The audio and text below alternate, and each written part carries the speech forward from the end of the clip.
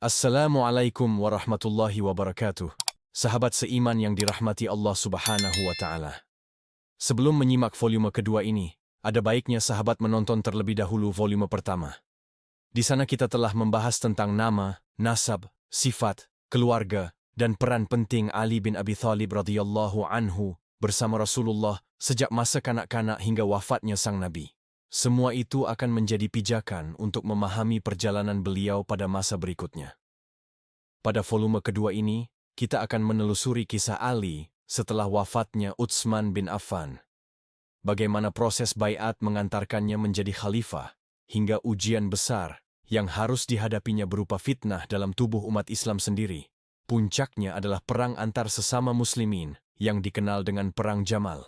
Narasi ini tetap bersumber dari kitab terpercaya, Biografi Ali bin Abi Thalib karya Dr. Ali Muhammad Ash-Shalabi, yang disusun dengan sanad kuat, analisis mendalam, serta penuh hikmah di balik setiap peristiwa. Bismillahirrahmanirrahim. Mari kita mulai perjalanan penuh hikmah ini.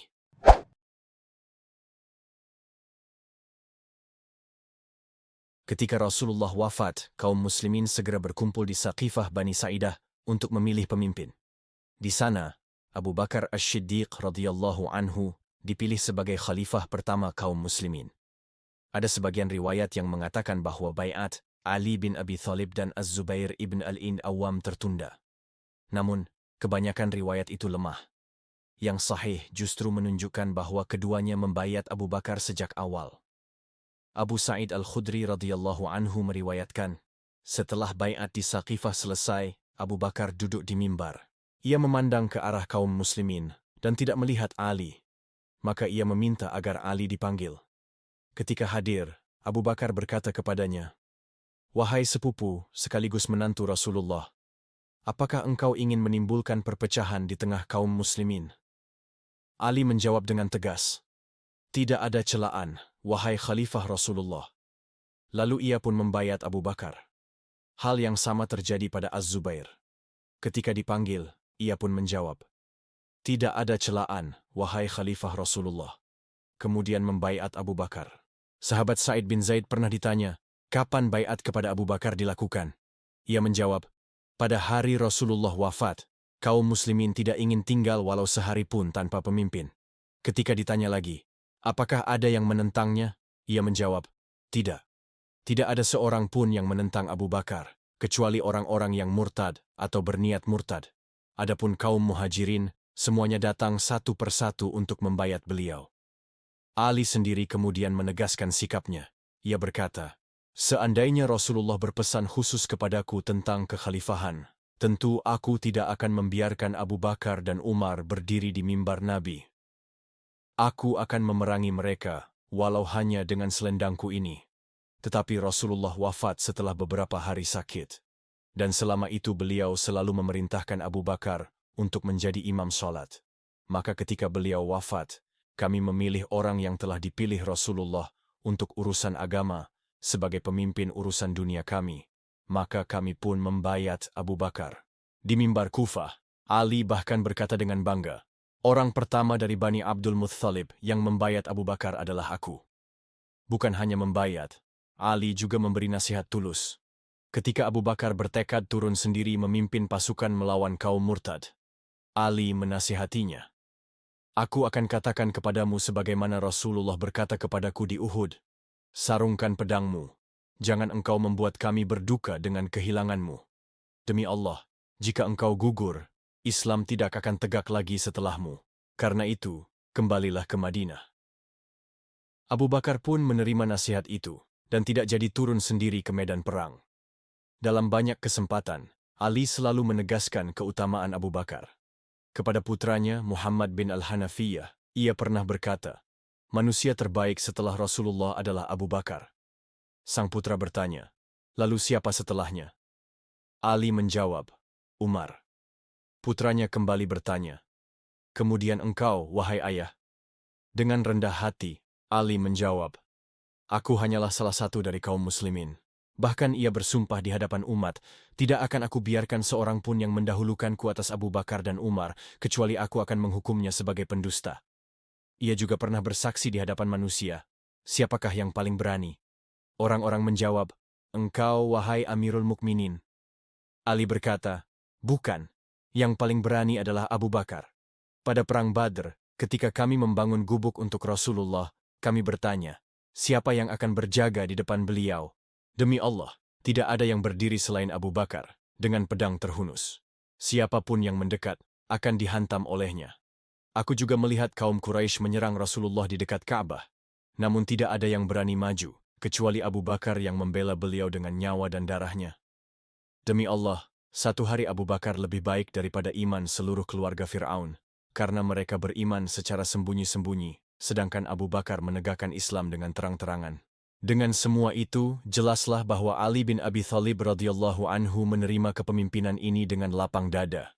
Ia ikut serta dalam mengurus urusan umat, menerima hadiah dari Abu Bakar, merujuk perkara kepadanya untuk diputuskan, dan bahkan salat di belakangnya. Ali mencintai Abu Bakar, serta membenci orang-orang yang membenci beliau. Bahkan sejarawan Syiah ekstrim, Al-Yaqubi, mengakui hal itu. Ia menulis bahwa Abu Bakar pernah bermusyawarah dengan para sahabat tentang rencana melawan Bizantium. Sebagian sahabat berbeda pendapat, lalu Abu Bakar meminta pendapat Ali. Ali berkata, "Laksanakanlah. Jika engkau melakukannya, engkau akan menang." Mendengar itu Abu Bakar pun gembira. Ia bertanya, "Atas dasar apa engkau memberikan kabar gembira ini, wahai Abu Al-Hasan?" Ali menjawab, "Aku mendengarnya langsung dari Rasulullah." Abu Bakar berkata dengan penuh haru, "Engkau benar-benar telah menggembirakanku dengan apa yang engkau dengar dari Rasulullah. Semoga Allah menggembirakanmu, wahai Abu Al-Hasan." Kebersamaan keduanya begitu erat.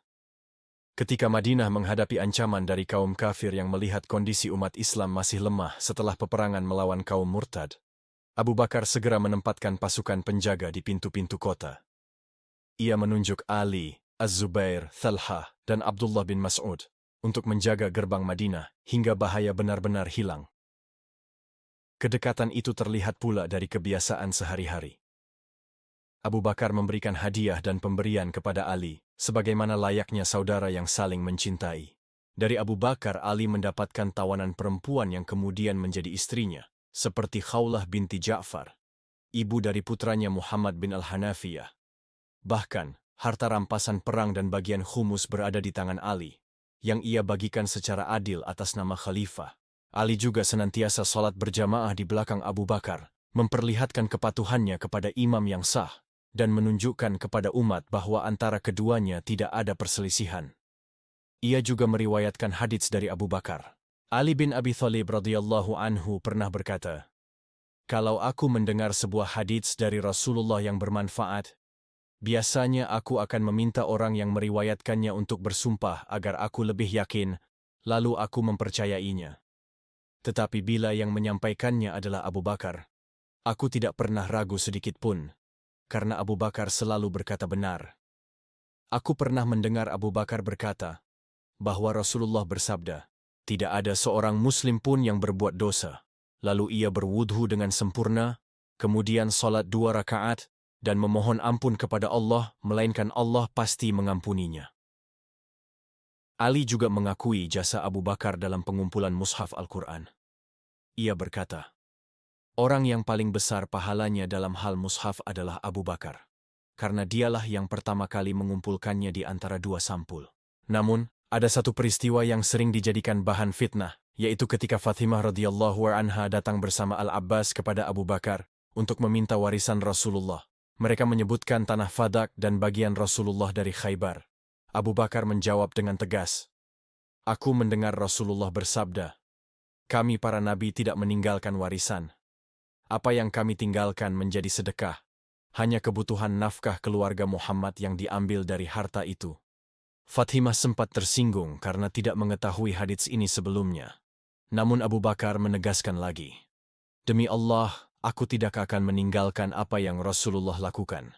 Jika aku meninggalkannya, aku takut akan sesat." Kemudian setelah penjelasan itu, Fatimah menerima kebenaran ucapan Abu Bakar. Sebagian riwayat menyebutkan bahwa beliau wafat dalam keadaan ridha kepadanya, setelah Abu Bakar datang menemuinya dan berkata dengan lembut, "Demi Allah, aku tidak meninggalkan harta, keluarga, dan suku kecuali demi mencari ridha Allah, ridha Rasulnya, dan ridha Ahlul Bait. Ucapan itu meluluhkan hati Fathimah, dan ia pun ridha kepada Abu Bakar. Hubungan antara Abu Bakar Asy-Syiddiq radhiyallahu anhu dan keluarga Nabi, Ahlul Bait, sangat erat, penuh kasih sayang, dan saling menghormati. Keduanya terikat dengan hubungan keluarga melalui pernikahan, dan cinta itu terus berlanjut dari generasi ke generasi. Putri Abu Bakar, Ummul Mukminin Aisyah radhiyallahu anha, adalah istri Rasulullah yang paling dicintai beliau. Al-Quran sendiri menegaskan kesucian Aisyah ketika difitnah sebagai bukti kemuliaannya. Selain itu, Asma binti Umais, yang sebelumnya istri Ja'far bin Abi Thalib, saudara Ali, menikah dengan Abu Bakar setelah Ja'far gugur di Mu'tah. Dari pernikahan itu lahirlah Muhammad bin Abu Bakar. Setelah Abu Bakar wafat, Asma dinikahi oleh Ali bin Abi Thalib radhiyallahu anhu, dan dari pernikahan itu lahir seorang putra yang juga diberi nama Yahya. Muhammad bin Abu Bakar sendiri diangkat oleh Ali sebagai gubernur Mesir. Hubungan keluarga ini berlanjut hingga generasi setelahnya. Cucu Abu Bakar menikah dengan cucu Ali. Bahkan, disebutkan bahwa Qasim bin Muhammad bin Abu Bakar, cucu Abu Bakar, dan Ali bin Husain bin Ali, cucu Ali, adalah sepupu dari jalur ibu, karena kedua ibu mereka berasal dari keluarga bangsawan Persia, Putri Yazdajird, cucu Kisra. Ini menunjukkan bahwa ikatan kekeluargaan antara keluarga Abu Bakar dan keluarga Ali sangat kuat dan penuh kasih sayang. Tanda lain dari hubungan ini adalah bahwa banyak dari Ahlul Bait memberi nama anak-anak mereka dengan nama Abu Bakar. Ali sendiri menamai salah satu putranya dengan nama Abu Bakar, dan anak itu lahir setelah Abu Bakar wafat, sehingga jelas ini adalah bentuk penghormatan kepada Abu Bakar sebagai khalifah. Tidak ada di Bani Hashim sebelum Ali yang memberi nama seperti itu. Tidak hanya Ali, bahkan Hasan dan Husain juga menamai putra-putra mereka dengan nama Abu Bakar. Abdullah bin Ja'far, keponakan Ali, juga menamai anaknya Abu Bakar. Ini semua membuktikan bahwa hubungan cinta, persaudaraan, dan penghormatan sangat erat di antara mereka. Ketika Abu Bakar sakit menjelang wafat, ia bermusyawarah dengan para sahabat, termasuk Ali bin Abi Thalib. Ali berkata bahwa Umar bin Khattab adalah orang yang layak menjadi khalifah setelah Abu Bakar. Saat ajal menjemput, Abu Bakar menutup hidupnya dengan doa Nabi Yusuf dalam Al-Quran. Ya Allah, wafatkanlah aku dalam keadaan muslim, dan gabungkanlah aku bersama orang-orang yang saleh. Yusuf 1:1. Madinah pun berduka. Tangisan memenuhi kota, sebagaimana dahulu ketika Rasulullah wafat. Ali datang dengan hati yang pilu. Ia berdiri di depan jasad Abu Bakar sambil berkata, "Tidak ada seorang pun yang catatan amalnya lebih aku harapkan untuk aku miliki selain amalmu, wahai Abu Bakar." Pada masa kekhalifahan Umar bin Al-Khattab radhiyallahu anhu, Ali bin Abi Thalib radhiyallahu anhu menjadi salah satu penasihat utama negara. Umar sangat menghormati keilmuan, kebijaksanaan, dan pemahaman agama Ali. Umar pernah berkata, "Yang paling baik di antara kami dalam urusan hukum adalah Ali." Ibnu Al-Jauzi meriwayatkan bahwa Umar sering berkata, "Aku berlindung kepada Allah dari masalah yang tidak bisa diselesaikan oleh Abu Al-Hasan, Ali." Sejarawan juga mencatat, para sahabat Nabi yang paling menonjol dalam ilmu ada 6, Umar, Ali, Abdullah bin Mas'ud, Abu Musa, Zaid bin Sabit, dan Ubay bin Ka'b. Dari keenamnya, yang paling menonjol adalah Ali dan Abdullah bin Mas'ud. Bahkan ketika ulama besar dari Syam dan Irak bertemu dengan Ali, mereka justru bertanya kepadanya, sementara Ali tidak bertanya kepada mereka. Ali bin Abi Thalib sering menjadi penolong besar Umar bin Khattab dalam memutuskan perkara. Suatu kali, Umar memerintahkan rajam bagi perempuan gila yang dituduh berzina. Ali menghentikannya dan mengingatkan sabda Rasulullah bahwa orang gila tidak dibebani dosa. Umar pun membenarkannya dan perempuan itu dibebaskan. Ketika Umar mencari hukuman bagi peminum khamr, Ali menjelaskan, orang mabuk akan berdusta, dan hukuman pendusta adalah 80 cambukan. Umar pun menetapkannya sebagai hukum. Ada pula perempuan hamil yang mengaku berzina. Ali menegur Umar, "Engkau boleh menghukumnya, tapi apa kuasamu atas janinnya? Mungkin ia hanya terpaksa mengaku." Umar pun membebaskannya dan berkata, "Jika bukan karena Ali, Umar pasti celaka." Dalam kasus wanita yang menikah saat masih dalam iddah, Umar memutuskan keduanya tak boleh menikah lagi. Ali meluruskan, mahar tetap milik wanita, dan setelah iddah selesai, laki-laki itu boleh melamarnya kembali. Umar pun mengakui kebenaran pendapat Ali. Pernah juga seorang wanita menuduh pemuda Ansyar memperkosanya dengan bukti palsu berupa putih telur di bajunya. Ali memeriksa, menuangi air panas, dan terbukti itu bukan air mani, melainkan telur.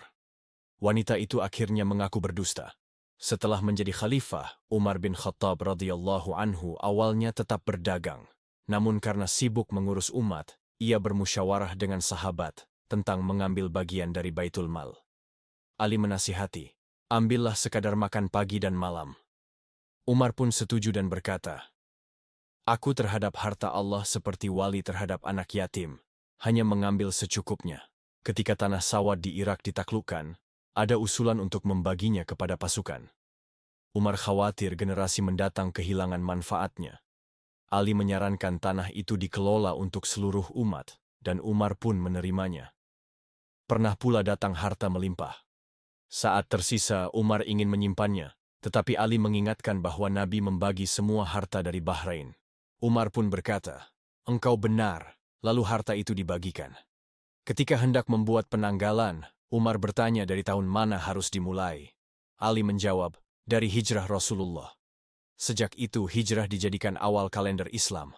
Umar pun pernah berkata, jika kalian memilih Ali, ia akan menuntun kalian di jalan yang lurus. Bahkan menjelang wafat, ia menegaskan keyakinannya pada kepemimpinan Ali. Umar juga sering menunjuk Ali menjaga Madinah saat ia bepergian. Dan ketika Persia mengumpulkan pasukan di Nahawand, Ali menasihati agar Umar tidak turun langsung, karena kemenangan bukan ditentukan jumlah, melainkan pertolongan Allah. Umar setuju dan berkata, inilah yang aku pikirkan, hanya saja aku menunggu yang menguatkan. Umar bin Khattab radhiyallahu anhu sangat memuliakan keluarga Rasulullah. Ia lebih mendahulukan mereka dibanding keluarganya sendiri. Kepada Husain bin Ali, Umar pernah berkata, engkau lebih berhak menemuiku daripada putraku sendiri. Bahkan ketika Hasan dan Husain tidak mendapat pakaian dari Yaman, Umar merasa sedih dan segera memerintahkan agar dibuatkan pakaian khusus untuk keduanya. Dalam pembagian tunjangan negara pun, ia selalu mendahulukan kerabat Nabi sebelum keluarganya sendiri. Ali pun sangat menghargai Umar. Ia sering memakai jubah pemberian Umar dan mengenangnya sambil menangis. Umar juga menghadiahkan tanah Yanbu kepada Ali, yang kemudian dijadikan wakaf untuk fakir miskin. Hubungan keduanya semakin erat ketika Umar menikahi putri Ali, Ummu Kulsum, putri dari Fatimah Az-Zahra binti Rasulullah. Umar menikahinya karena ingin memiliki ikatan nasab dengan Nabi. Dari pernikahan itu lahir Zaid dan Ruqayyah. Namun keduanya wafat dalam keadaan tragis. Rasa cinta Umar kepada Ahlul Bait selalu tampak dalam sikapnya. Bahkan kepada Fatimah, ia pernah berkata, tidak ada seorang pun di dunia ini yang lebih kami cintai daripada ayahmu, dan setelah beliau, engkaulah yang paling kami cintai. Ucapan ini membuat Fatimah mendoakan kebaikan untuk Umar. Dalam perselisihan Ali dan Abbas mengenai harta Fai' Bani Nadir, Umar mengingatkan bahwa para nabi tidak diwarisi, dan harta yang ditinggalkan Rasulullah adalah sedekah untuk umat. Seperti Abu Bakar sebelumnya, Umar mengelolanya dengan adil. Ali dan Abbas pun menerima keputusan itu, sehingga perselisihan selesai dengan baik. Menjelang wafat setelah ditikam, Umar ditanya siapa pengganti yang layak. Ia tidak menunjuk langsung, tetapi menyerahkan keputusan kepada 6 sahabat besar yang diridai Rasulullah. Ali bin Abi Thalib, Utsman bin Affan, Zubair bin Awam, Thalhah bin Ubaidillah, Sa'ad bin Abi Waqqash, dan Abdurrahman bin Auf. Umar ingin agar kepemimpinan umat tetap diputuskan melalui musyawarah, sehingga semua menerima dengan lapang dada. Setelah Umar bin Khattab radhiyallahu anhu wafat dan dimakamkan, para sahabat segera berkumpul untuk membahas siapa yang akan menjadi khalifah berikutnya. Mereka berkumpul di rumah Aisyah Ummul Mukminin, ada juga yang meriwayatkan di rumah Fatimah binti Qais al-Fihriyah. Suasana sangat serius, karena ini adalah keputusan besar bagi umat Islam. Abdurrahman bin Auf radhiyallahu anhu ditunjuk memimpin proses syura. Ia memimpin dengan penuh kesabaran, ketegasan, dan tanpa keberpihakan. Ia bahkan mengundurkan diri dari kemungkinan dipilih menjadi khalifah, agar bisa memimpin musyawarah dengan adil. Para ulama menilai sikap Abdurrahman ini sebagai salah satu amal terbaiknya. Kesepakatan pun dibuat bahwa baiat kepada khalifah baru akan dilakukan pada hari terakhir bulan Zulhijjah tahun 23H setelah sholat subuh. Ketika itu Suhaib Ar-Rumi menjadi imam. Setelah sholat, para anggota syura berkumpul di dekat mimbar. Abdurrahman bin Auf datang dengan mengenakan sorban yang pernah diikatkan Nabi di kepalanya. Ia memanggil para sahabat dari kalangan Muhajirin, Ansyar, serta para panglima pasukan yang hadir, termasuk Muawiyah dari Syam, Umair bin Sa'ad dari Homs, dan Amr bin Ash dari Mesir. Setelah semua berkumpul, Abdurrahman berdiri dan mengucapkan syahadat. Kemudian ia menoleh kepada Ali bin Abi Thalib radhiyallahu anhu seraya berkata, "Wahai Ali, aku telah berbicara dengan kaum muslimin dan meminta pendapat mereka. Aku tidak melihat mereka menganggap ada yang lebih layak dibanding Utsman. Karena itu, janganlah engkau memberi alasan bagi orang untuk menuduhmu menentang kesepakatan ini." Lalu ia menoleh kepada Utsman bin Affan radhiyallahu anhu dan berkata, "Aku membayatmu atas dasar kitab Allah, sunnah Rasulnya, dan jalan dua khalifah sebelum engkau." Maka para sahabat pun berbondong-bondong membayat Utsman. Mereka terdiri dari Muhajirin, Ansyar, para panglima perang, dan seluruh kaum muslimin yang hadir. Menurut sebagian riwayat, Ali bin Abi Thalib adalah orang pertama yang maju membayat setelah Abdurrahman. Pada masa kekhalifahan Utsman, Ali juga sering dilibatkan dalam urusan penting. Suatu hari, Al-Walid dibawa menghadap Utsman karena dituduh minum khamar. Dua orang menjadi saksi. Salah satunya berkata bahwa ia melihat Walid minum, yang lain bersaksi ia melihat Walid muntah. Maka Utsman berkata, "Ia tidak akan muntah kecuali memang minum." Lalu Utsman memanggil Ali. "Wahai Ali, bangunlah dan cambuk dia." Ali pun memanggil putranya, "Wahai Hasan, bangunlah dan cambuk dia." Hasan menjawab, "Biarlah yang memegang urusan kepemimpinan yang melaksanakan hukuman itu." Ali tampak tidak senang dengan jawaban itu, lalu memanggil Abdullah bin Ja'far. "Bangunlah dan cambuk dia." Maka Abdullah melaksanakan cambukan, dan Ali menghitung sampai 40 kali, lalu berkata, "Cukup. Rasulullah memberi hukuman 40 kali, Abu Bakar 40 kali, dan Umar 80 kali. Semuanya sunnah, tapi aku lebih suka yang 40. Dari sini tampak bahwa Ali sangat dekat dengan Utsman, membantu menegakkan hukum Allah, dan bahkan membela Utsman dari tuduhan yang diarahkan kepadanya.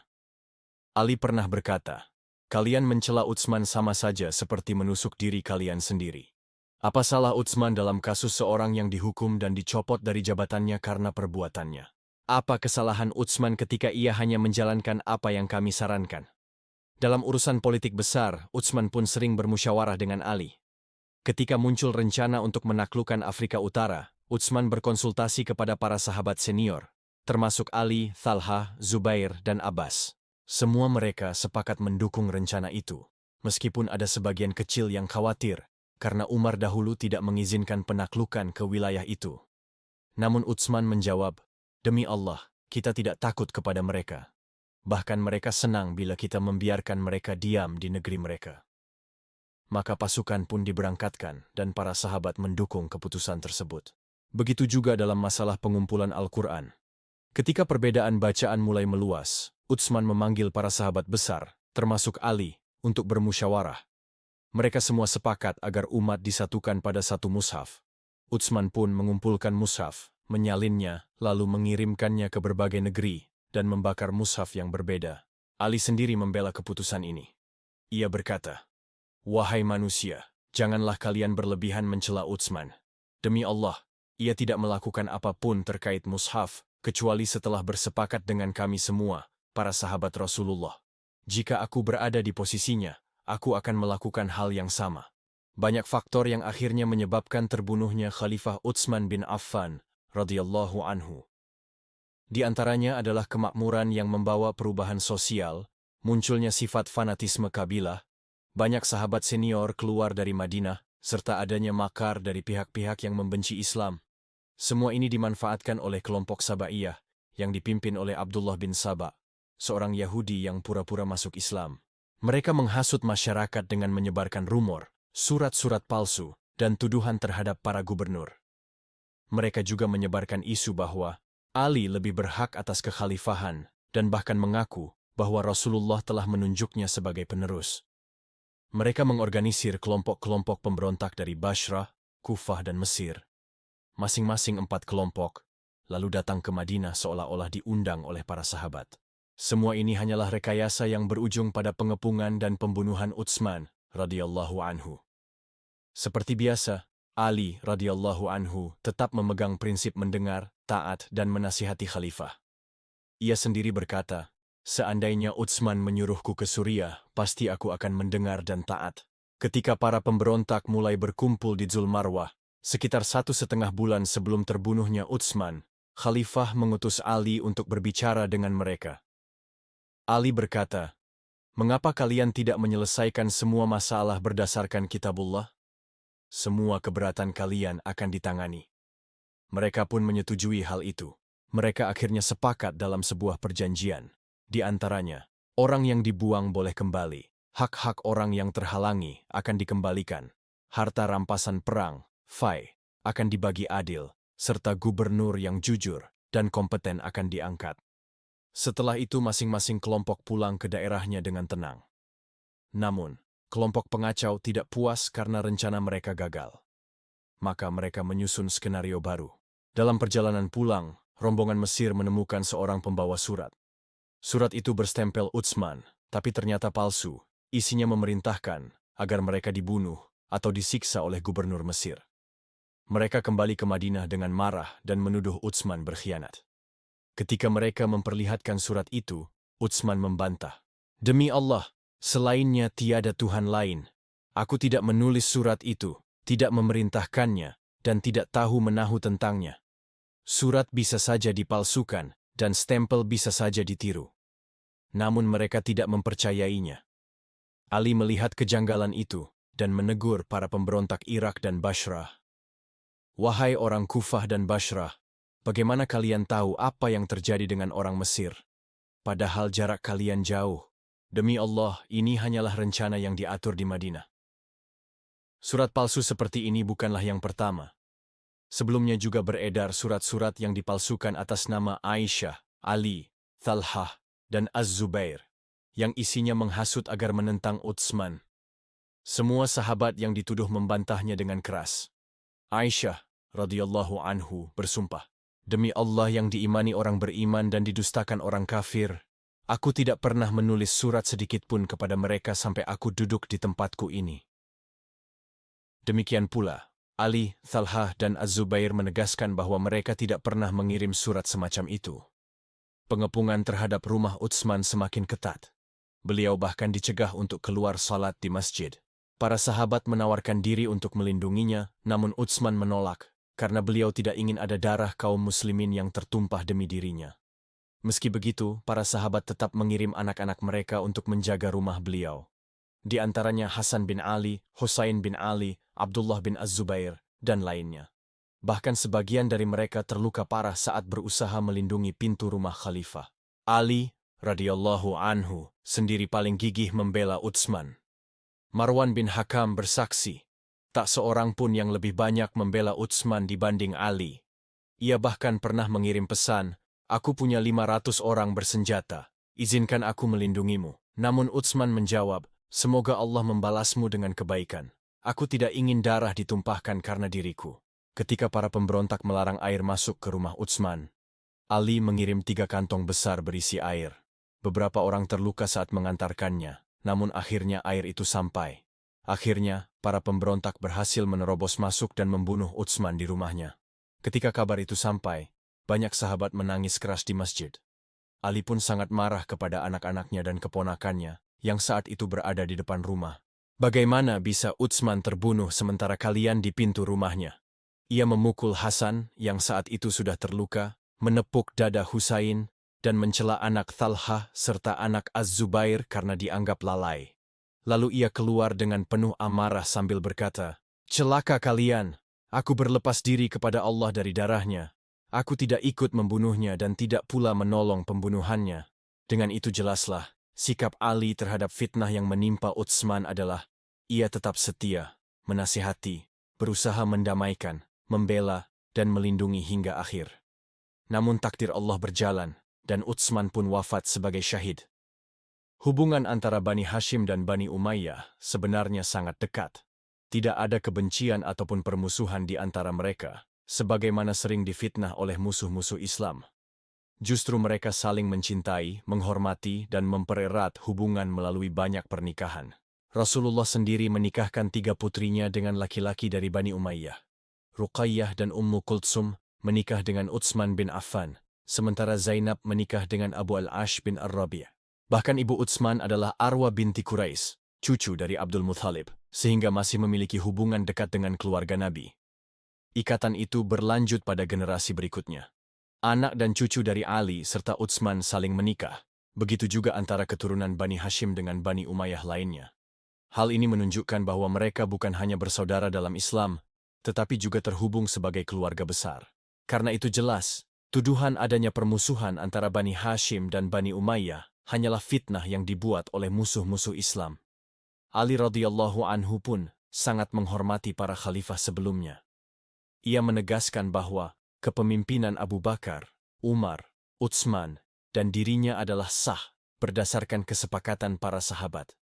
Rasulullah juga berpesan, "Berpegang teguhlah kalian pada sunnahku dan sunnah khulafa ar-rasyidin sesudahku." Karena itulah, Ali sangat mencintai mereka dan menjadikan persatuan umat sebagai hal yang utama.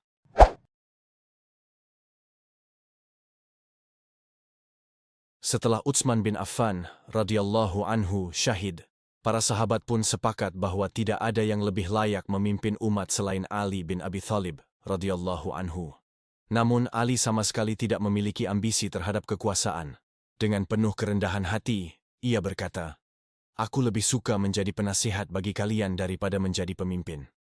Mereka menegaskan, "Tidak, demi Allah, kami tidak melihat seorang pun yang lebih pantas selain engkau."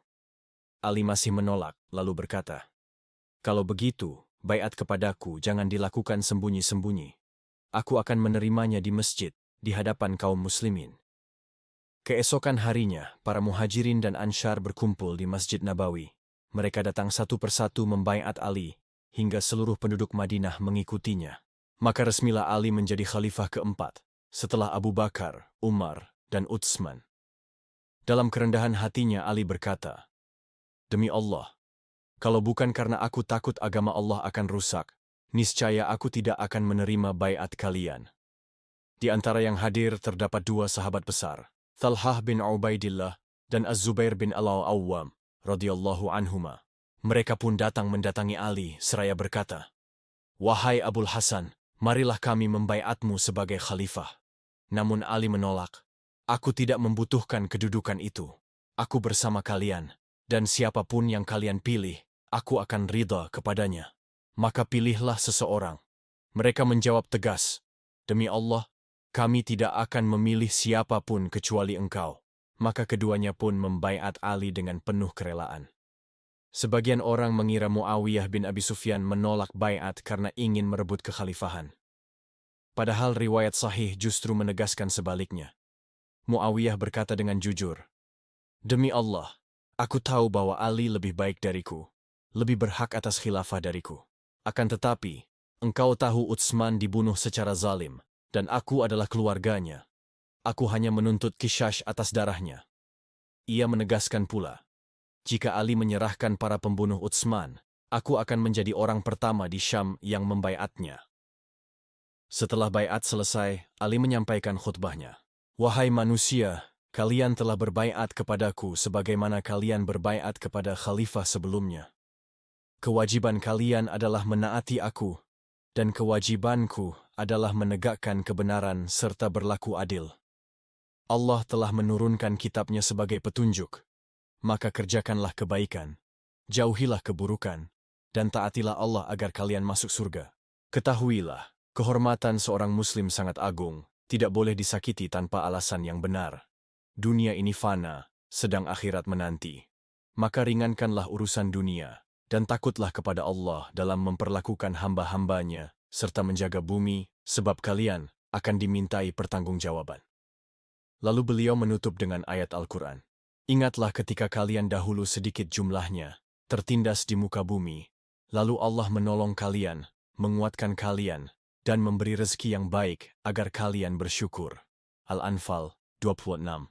Ali bin Abi Thalib radhiyallahu anhu tumbuh dalam didikan Rasulullah dan hidup dekat dengan Al-Quran.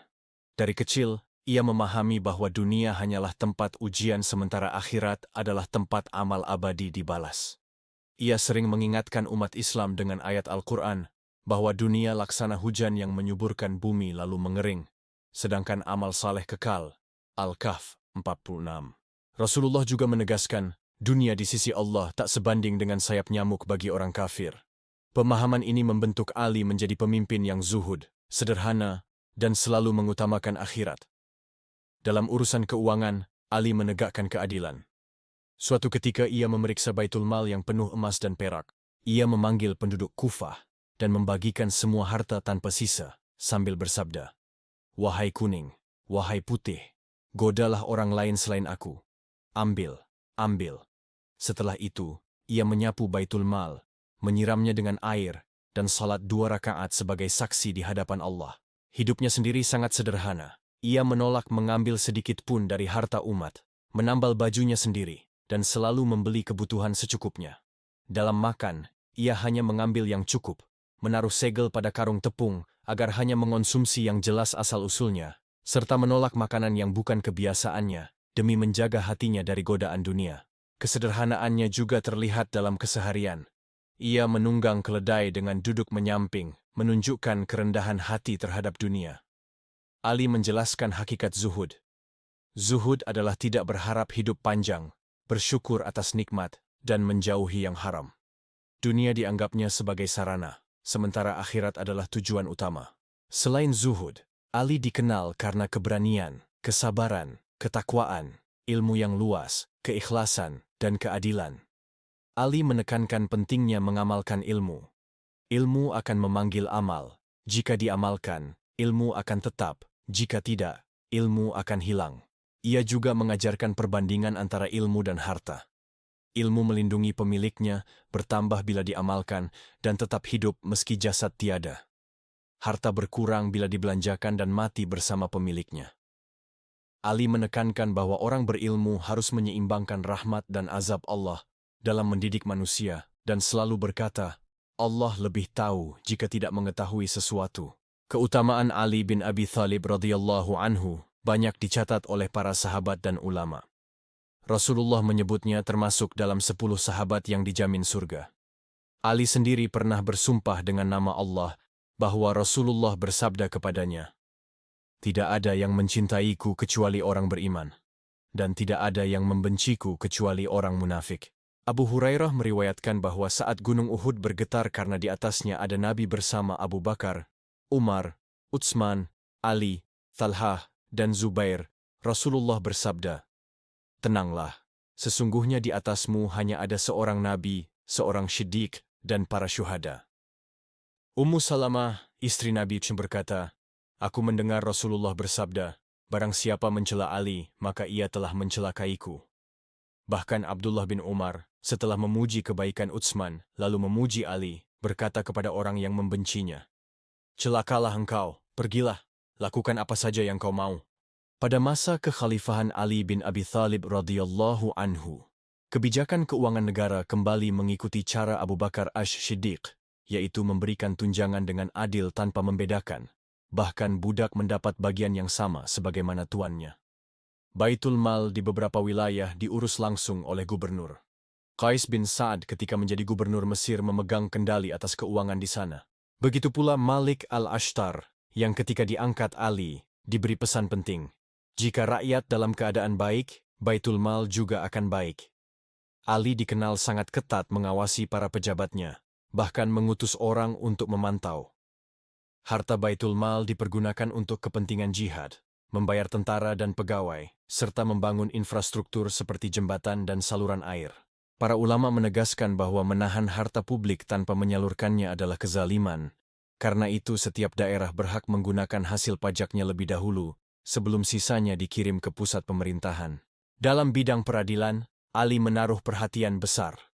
Dalam suratnya kepada Malik al-Ashtar, ia menekankan agar seorang hakim dipilih dari orang yang paling berilmu, sabar, dan adil, tidak mudah marah, tidak sombong ketika benar, tidak malu kembali kepada kebenaran bila keliru, serta tidak tamak terhadap harta.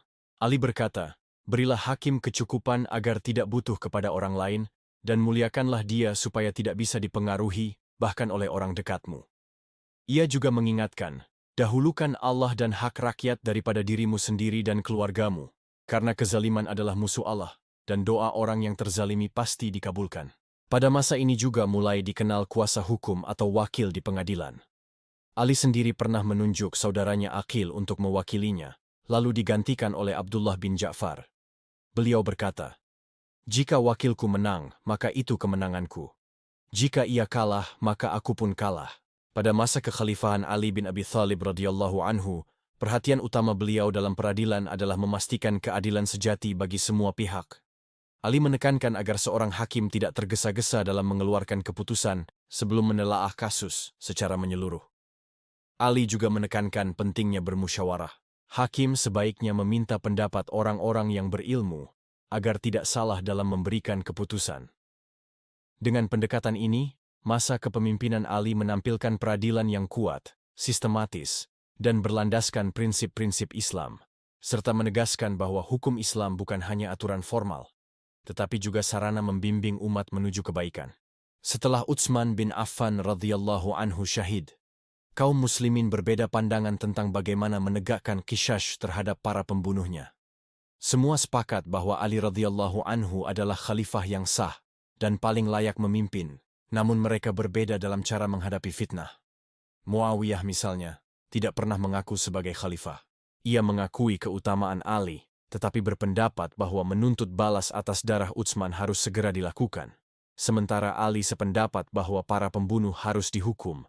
Hanya saja menurutnya hal itu perlu ditunda sampai keadaan kembali stabil dan umat bersatu. Beberapa bulan kemudian, Thalhah dan Zubair berangkat ke Makkah. Di sana mereka bertemu dengan Ummul Mukminin, Aisyah radhiyallahu anha. Ketiganya diliputi penyesalan karena tidak sempat membela Utsman. Aisyah berkata, "Utsman dibunuh dengan zalim, demi Allah, aku akan menuntut balas darahnya." Thalhah menimpali, "Aku telah lalai membelanya. Tiada tebusan bagiku kecuali menuntut balas meski dengan darahku sendiri." Zubair menambahkan, "Kita harus menggerakkan umat agar tidak melupakan darah Utsman. Jika dibiarkan, setiap pemimpin setelah ini akan mudah dibunuh." Mereka pun sepakat berangkat menuju Basrah. Pilihan itu diambil karena Madinah masih dikuasai para pemberontak, sedangkan Syam telah kuat bersama Muawiyah. Dalam perjalanan, mereka memperoleh dukungan harta, senjata, dan kendaraan dari sejumlah tokoh. Karena banyaknya tangisan dan ratapan saat keberangkatan itu, peristiwa ini dikenal sebagai Yaum an-Nauh, hari ratapan. Sesampainya di Basrah, jumlah pasukan mereka bertambah setelah mendapat dukungan dari sebagian kabilah. Gubernur Basrah, Utsman bin Hunayf, yang saat itu mewakili Ali, mengirim utusan untuk menanyakan maksud mereka. Aisyah menjawab, "Seorang wanita tidak pantas keluar rumah kecuali untuk urusan besar. Para perusuh telah menumpahkan darah khalifah, merampas harta, dan menodai tanah suci. Aku keluar untuk mengajak umat memperbaiki keadaan." Aisyah juga menulis surat kepada Abu Musa al-Asy'ari di Kufah, untuk mengabarkan bahwa tujuannya adalah islah, memperbaiki keadaan umat. Kepada Al-Qaqa bin Amr, utusan Ali, ia berkata, "Wahai anakku, aku keluar untuk memperbaiki umat." Sementara itu, Ali radhiyallahu anhu, sebagai khalifah sempat berkeinginan pergi ke Syam untuk melihat langsung sikap Muawiyah. Namun Abu Ayyub al-Ansyari menasihatinya agar tetap di Madinah, karena kota itu adalah pusat Islam, tempat Rasulullah berhijrah, berdakwah, dan dimakamkan. Ali menerima nasihat tersebut, tetapi keadaan politik yang semakin genting membuatnya tidak bisa bertahan lama di Madinah. Beliau kemudian memilih Kufah sebagai pusat pemerintahan, sebab di sana terdapat banyak pasukan, penduduk, dan harta. Saat bersiap berangkat, sampailah kabar bahwa Aisyah, Thalhah, dan Zubair bergerak menuju Basrah dengan membawa pasukan. Ali memandang gerakan itu berpotensi menimbulkan konflik baru di tengah umat. Karena itu, ia mengajak kaum muslimin di Madinah untuk mendukung langkahnya. Namun sebagian besar sahabat diliputi kebingungan akibat fitnah yang meluas. Mereka berkata, "Demi Allah, kami tidak tahu harus berbuat apa. Urusan ini masih samar. Kami akan menunggu sampai jelas." Akhirnya, Ali berangkat dengan sekitar 700 orang bersenjata ringan. Sahabat senior yang ikut bersamanya sangat sedikit. Ibn Sirin menuturkan, jumlah sahabat di Madinah kala itu lebih dari 10.000 orang. Namun yang benar-benar terlibat dalam fitnah ini tidak lebih dari 20 orang. Sebelum berangkat, Abdullah bin Salam menasihatinya, "Aku khawatir engkau akan terbunuh. Jika engkau meninggalkan mimbar Rasulullah, engkau tidak akan melihatnya lagi." Ali menjawab, "Demi Allah, Rasulullah telah memberitahuku tentang hal ini." Ketika sebagian pengikut ingin mencelakakan Abdullah bin Salam karena ucapannya, Ali melarang. Dia adalah orang saleh. Di Ar-Rabzah, putranya Hasan bin Ali menemuinya sambil menangis. Ia berkata, "Aku sudah menasihatimu, tetapi engkau tidak mendengar. Engkau akan terbunuh dalam keadaan sendiri, tanpa penolong." Ali menjawab, "Apa yang kau nasihatkan yang tidak kuikuti?" Hasan lalu mengingatkan berbagai peristiwa sejak pengepungan Utsman hingga penolakan baiat. Ali pun menjelaskan satu persatu alasannya, lalu menutup dengan kalimat, "Apakah engkau ingin aku seperti serigala betina yang terkurung, hanya bisa melolong? Jika aku tidak menunaikan kewajiban ini, siapa lagi yang akan melakukannya?" Ali lalu mengirim utusan ke Kufah meminta bantuan. Tetapi gubernur Kufah, Abu Musa al-Ash'ari, melarang rakyat keluar dengan alasan sabda Nabi agar tidak terlibat fitnah. Beberapa utusan gagal, sampai akhirnya Ali mengutus Hasan bin Ali dan Ammar bin Yasir, serta mengganti Abu Musa dengan Qardah bin Ka'b. Di Kufah, Al-Qaqa bin Amr berpidato, "Wahai manusia, kepemimpinan diperlukan untuk menjaga urusan umat, menegakkan keadilan, dan menolong yang terzalimi. Ali menyeru kalian pada kebenaran, maka dukunglah dia." Hasan bin Ali juga berpidato, "Wahai kaumku, bergabunglah bersama saudara-saudaramu. Demi Allah, lebih baik kepemimpinan ini dipegang oleh orang yang berakal dan bijak. Mari kita hadapi krisis ini bersama." Seruan itu berhasil. 6 hingga 7.000 orang dari Kufah bergabung, disusul 2.000 dari Basra, hingga pasukan Ali mencapai sekitar 12.000. Ketika bertemu mereka di Dzukar, Ali berkata, "Wahai penduduk Kufah, dahulu kalian mengalahkan Persia dan menjadi kuat atas musuh. Kini aku memanggil kalian menghadapi saudara-saudara kita di Basra. Jika mereka kembali, itulah yang kita harapkan. Jika mereka bersikeras, kita dekati dengan kelembutan dan tidak akan memulai perang, kecuali bila mereka menyerang." Sepanjang perjalanan, banyak yang bertanya tentang niatnya. Ali selalu menegaskan, "Tujuan kami hanyalah memperbaiki keadaan. Jika mereka menerima, baik. Jika tidak, kami biarkan selama mereka tidak mengganggu. Jika mereka menyerang, kami akan membela diri. Siapapun yang terbunuh di antara kita atau mereka, jika tulus kepada Allah, maka Allah akan memasukkannya ke surga." Sebelum Ali radhiyallahu anhu bergerak menuju Basra dengan pasukannya, ia singgah beberapa hari di Dzukar. Di sana, beliau berusaha dengan segala cara agar perpecahan tidak berubah menjadi perang. Begitu pula Talhah dan Zubair. Mereka pun sebenarnya berharap tercapai islah. Beberapa sahabat besar dan tabi'in yang enggan terlibat juga turun tangan untuk mendamaikan kedua belah pihak. Imran bin Husain radhiyallahu anhu mengirim pesan kepada kaum muslimin agar menjauhi pertumpahan darah. Ia mengutus seorang juru bicara kepada Bani Adi yang banyak bergabung bersama Zubair. Utusan itu berkata, "Aku diutus Imran bin Husain, sahabat Rasulullah, untuk menasihati kalian. Demi Allah, lebih baik aku hidup sebagai budak hina menggembala kambing sampai mati, daripada melepaskan satu anak panah kepada salah satu dari dua kelompok muslim ini. Karena itu, jauhilah peperangan."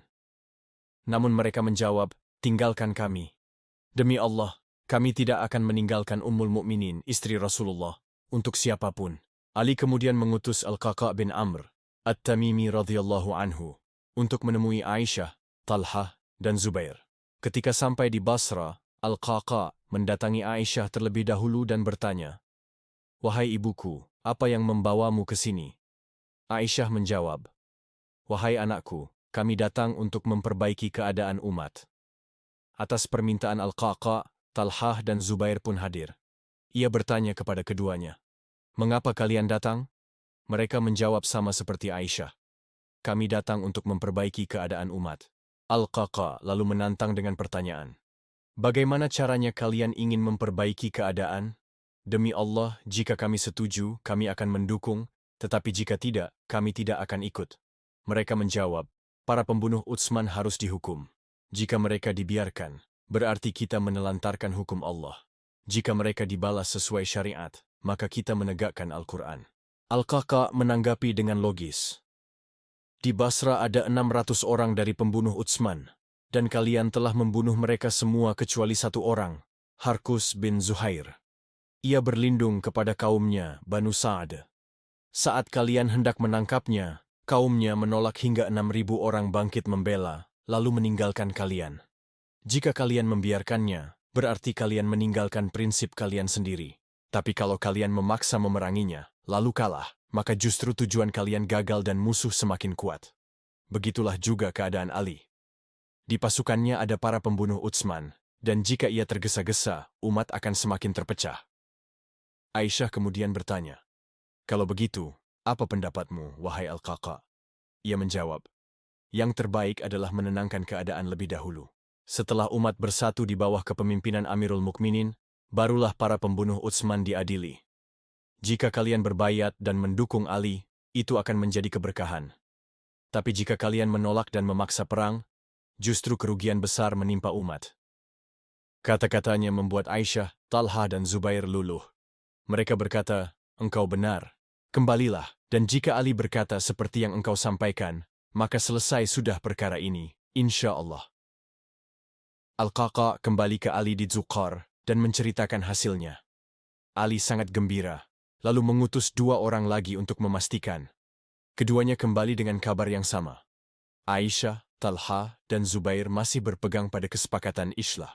Akhirnya, kedua pasukan semakin dekat, bahkan para kabilah saling berkunjung dan berbincang, hanya membicarakan perdamaian. Semua merasa bahwa perjanjian damai tinggal selangkah lagi. Ali pun membuat pengumuman tegas. "Besok aku akan berangkat. Tidak boleh ada seorang pun ikut bersamaku kecuali yang tidak terlibat dalam pembunuhan Utsman." Namun, kelompok pemberontak yang terlibat dalam pembunuhan Utsman gelisah. Mereka sadar bahwa jika perdamaian tercapai, nyawa mereka terancam. Malam itu mereka bermusyawarah. Pemimpin mereka, Abdullah bin Sabah berkata, "Jika besok mereka berdamai, kita semua akan dibunuh. Maka esok saat pasukan bercampur, kalian mulai serangan. Dengan begitu, semua akan terjebak dan terpaksa berperang." Mereka pun sepakat. Pagi hari, saat masih gelap, kelompok ini menyusup. Mereka menyerang mendadak ke pasukan Basra, lalu menuduh pasukan Kufah memulai serangan. Di pihak lain, mereka menyerang pasukan Ali sambil berteriak, "Talha dan Zubair mengkhianati kita." Perang akhirnya tak terelakkan. Kedua pasukan yang semula berniat damai kini terjebak dalam perang besar. Ali segera memerintahkan pasukannya, "Jangan ada yang mengejar orang yang lari, jangan habisi yang terluka, dan jangan bunuh yang sudah meletakkan senjata." Namun Sabaiyah terus mengobarkan api pertempuran. Di tengah hiruk-pikuk, Talha mencoba menenangkan pasukannya. Ia berkata dengan suara keras, "Wahai manusia, maukah kalian mendengar? Celaka kalian, kalian seperti laron yang terjun ke api. Rakus itulah yang membinasakan kalian." Tetapi seruan itu tenggelam dalam riuhnya perang. Zubair sendiri mulai ragu. Ia teringat perkataan Ibnu Abbas yang mengingatkannya akan hubungan darahnya dengan Ali. Bahkan Ali menemuinya dengan lembut, mengingatkannya pada sabda Nabi, "Engkau akan memerangi Ali, padahal engkau berada dalam kebatilan." Hati Zubair pun luluh. Ia berkata kepada putranya, "Tidak ada yang terbunuh hari ini, kecuali orang zalim atau yang dizalimi. Dan aku yakin, aku akan terbunuh secara zalim. Lunasi utang-utangku, karena yang paling aku khawatirkan adalah hutangku." Zubair lalu meninggalkan medan perang. Namun dalam perjalanan pulang, ia dibunuh oleh Ibnu Jarmuz. Sementara itu, Talha terkena panah nyasar di kakinya. Luka lama dari perang Uhud kembali terbuka. Darahnya mengalir deras. Ia dibawa ke dalam kota Basra untuk dirawat. Namun luka itu tidak tertolong. Talha pun wafat di sana. Melihat banyak sahabat gugur, Ali sangat terpukul. Ia memeluk Hasan sambil menangis. "Wahai anakku, andai ayahmu ini meninggal 20 tahun sebelum hari ini, apa guna hidup setelah ini?" Apalagi yang bisa diharapkan setelah semua ini? Hasan mencoba menenangkan. Ayahku, bukankah aku telah memperingatkanmu tentang peristiwa ini? Ali hanya bisa menghela napas, menyesali fitnah yang sudah terlanjur membakar kaum muslimin. Ketika kabar pertempuran sampai kepada Ummul Mukminin, Aisyah radhiyallahu anha, beliau keluar menaiki untanya bersama Ka'ab bin Suwar yang membawa mushaf. Ka'ab menyeru pasukan Ali agar kembali kepada kitabullah dan berdamai, tetapi ia justru dihujani panah hingga gugur dengan mushaf masih di tangannya. Anak panah juga menghujani unta Aisyah. Beliau terus menyeru, "Wahai anak-anakku, ingatlah Allah, ingatlah hari kiamat, hentikan perang ini." Namun seruan itu tak digubris, hingga beliau berdoa, "Ya Allah, laknatilah para pembunuh Utsman dan pendukungnya." Doa ini diaminkan pasukan Basra. Bahkan Ali pun memerintahkan pasukannya untuk ikut melaknat para pembunuh Utsman. Pertempuran kian sengit. Abdullah bin Az-Zubair terluka parah setelah bertempur gagah berani. Melihat darah kaum muslimin terus tertumpah, Ali menyadari perang tak akan berhenti selama unta Aisyah masih tegak. Maka beliau memerintahkan agar unta itu dilumpuhkan. Setelah roboh, Haudaj Aisyah diturunkan dengan penuh hormat dan dibawa ke tempat aman. Benar saja, begitu Ummul Mukminin keluar dari medan perang, pasukan Basra bubar. Ali pun memberi instruksi tegas, jangan kejar yang lari, jangan bunuh yang terluka, jangan rampas harta kecuali senjata di medan, dan jangan masuk rumah-rumah. Bahkan jika ada barang penduduk terbawa, mereka berhak mengambilnya kembali. Dengan langkah itu, Ali berhasil menghentikan pertumpahan darah dan menjaga kehormatan kaum muslimin, meski fitnah telah lebih dulu menelan banyak nyawa. Ketika Ali meninjau korban yang gugur, ketika melihat Muhammad bin Thalhah, ia menangis dan berkata, "Inna lillahi wa inna ilaihi raji'un." Demi Allah, ia adalah pemuda yang syaleh. Ia mendoakan ampunan untuk seluruh korban perang, lalu pulang dan mendapati keluarganya menangis mengenang para sahabat yang gugur. Ali berkata lirih, "Aku berharap kita semua termasuk dalam firman Allah.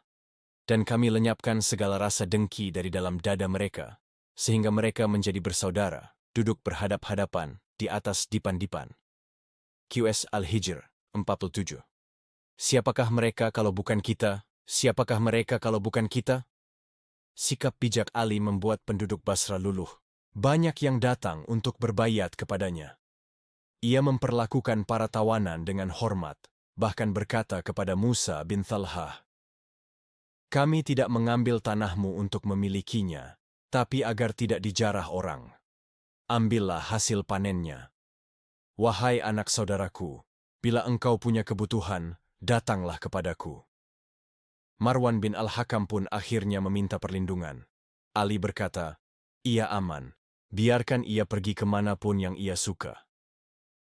Marwan pun kagum dan berkata kepada Hasan bin Ali, "Demi Allah, aku belum pernah melihat orang sebaik ayahmu dalam memperlakukan musuh setelah menang." Akhirnya seluruh penduduk Basra berbaiat kepada Ali.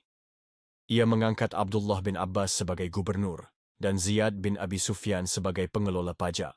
Di sisi lain, muncul perdebatan tentang hadis Nabi yang berbunyi, apabila dua orang Muslim saling berhadapan dengan pedang, maka yang membunuh dan yang terbunuh sama-sama di neraka. Para ulama menegaskan bahwa hadis ini tidak berlaku untuk para sahabat dalam perang Jamal. Mereka berperang bukan karena hawa nafsu atau ambisi dunia, tetapi karena perbedaan ijtihad. Sebagian benar, sebagian keliru, namun semuanya mendapat ampunan Allah. Sesudah perang, Ali datang menjenguk Ummul Mukminin Aisyah. Ia memberi salam dan disambut dengan ramah. Namun di rumah itu, Safiyah binti Abdullah, istri Thalhah, dalam tangisnya berkata, "Semoga Allah menjadikan anak-anakmu yatim, sebagaimana engkau telah menjadikan anak-anakku yatim." Ali hanya diam. Ketika keluar, ia mengulanginya, dan Ali tetap diam. Seorang sahabat berkata, "Wahai Amirul Mukminin, mengapa engkau membiarkannya berkata begitu?" Ali menjawab lembut, "Kita dulu diperintahkan untuk tidak menyakiti wanita-wanita musyrik, maka apakah kita akan menyakiti mereka ketika mereka muslimah?" Bahkan ketika ada dua orang yang mencela Aisyah, Ali segera memerintahkan, "Cambuk keduanya 100 kali dan lepaskan pakaian mereka." Sementara Ammar bin Yasir bangkit membela seraya berkata, Siapa yang berani mencela istri Nabi? Diamlah wahai orang buruk rupa. Apakah engkau menghina kekasih Rasulullah? Dengan sikap penuh kasih, kebijaksanaan, dan ketegasan itu, Ali berhasil meredakan luka pasca perang, menjaga kehormatan Ummul Mukminin Aisyah, serta menguatkan kembali persaudaraan kaum muslimin di tengah fitnah besar yang melanda. Sahabat seiman yang dirahmati Allah, inilah kisah perjalanan Ali bin Abi Thalib radhiyallahu anhu pada masa-masa awal kekhalifahannya, masa yang penuh dengan ujian, perbedaan, dan pertumpahan darah di antara kaum muslimin. Perang Jamal menjadi lembaran pahit dalam sejarah, namun juga menjadi cermin betapa fitnah dapat meluluh lantakkan persatuan, meski di antara mereka ada sahabat-sahabat utama Rasulullah. Namun perjalanan Ali belum berakhir. Setelah badai Perang Jamal, gelombang fitnah yang lebih besar telah menanti. Bagaimana beliau menghadapi Muawiyah? Bagaimana sikapnya dalam Perang Siffin? Dan bagaimana akhir dari perjalanan hidup sang khalifah pemberani ini? Semua itu akan kita bahas dalam volume 3. Maka jangan lupa untuk like, subscribe, dan aktifkan lonceng notifikasi, agar sahabat tidak ketinggalan kelanjutan kisah penuh hikmah ini.